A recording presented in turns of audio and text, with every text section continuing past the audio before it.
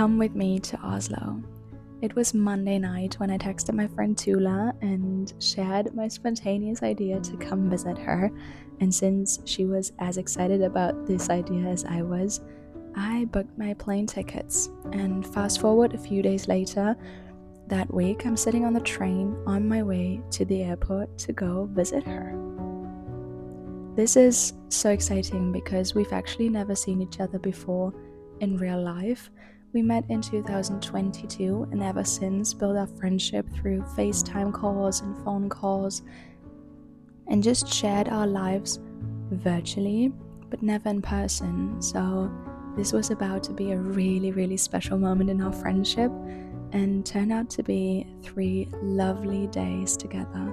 I of course wrote my bucket list, and I've been to Oslo before, way back in, 2016 maybe, but I still had some places left I wanted to see. And as you can tell, my inner child is always so happy while being on an airplane.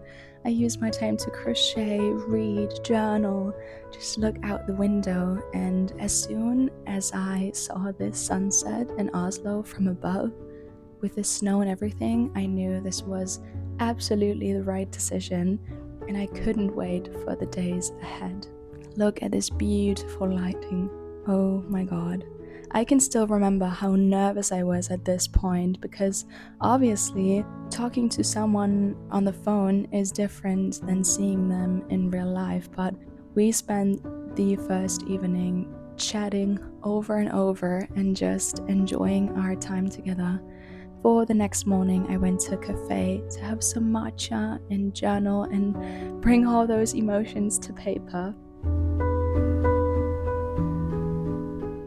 Afterwards, she showed me around in her neighborhood, which was so lovely, and we explored cafe after cafe. I absolutely loved the raw cakes.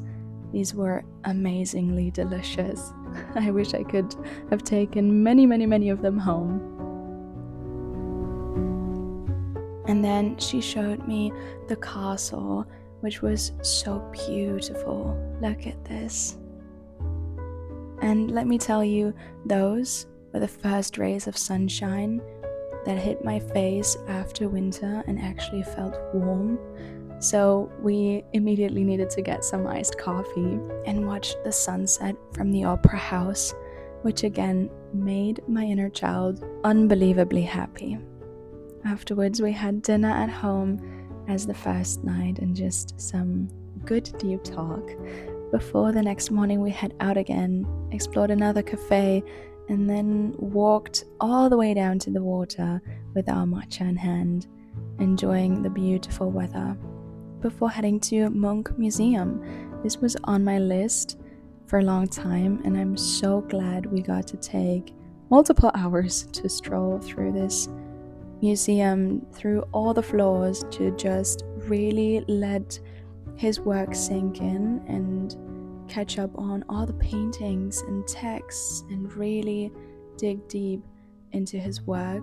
Especially this room with the extra large paintings just amazed me. And also doing my own print made me really happy, so big recommendation.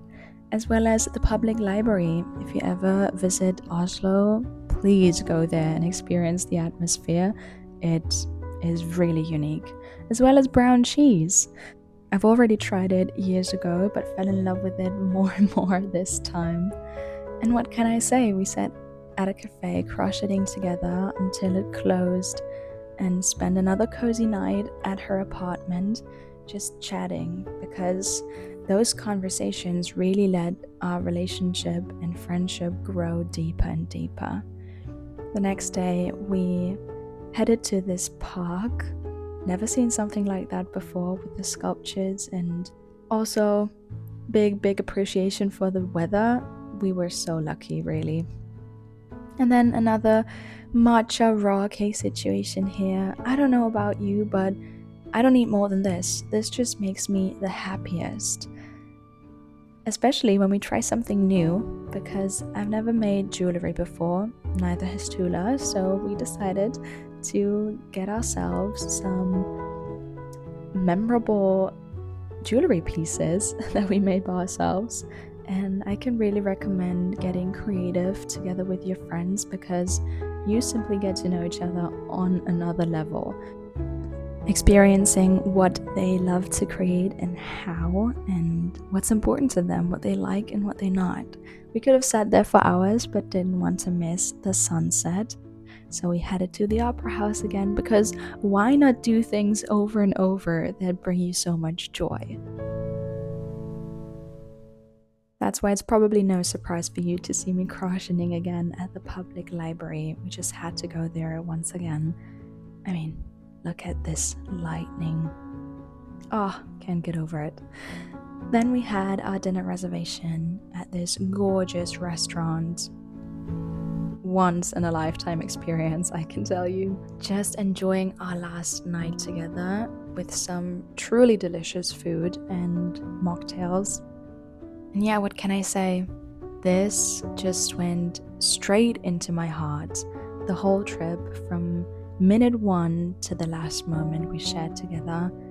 I'm deeply, deeply grateful for myself to take that spontaneous decision and just do it, not worrying about what could go wrong. What if we don't like each other? I mean, that was no realistic option at that moment in our friendship, but I could have worried and be afraid and not do it, but instead I just took action, booked that flight, and went, for us having the most amazing time together.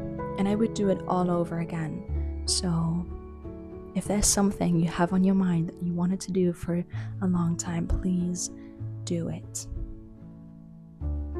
Because those are the moments that we will remember for the rest of our life. Thank you so, so much for watching. See you in the next one.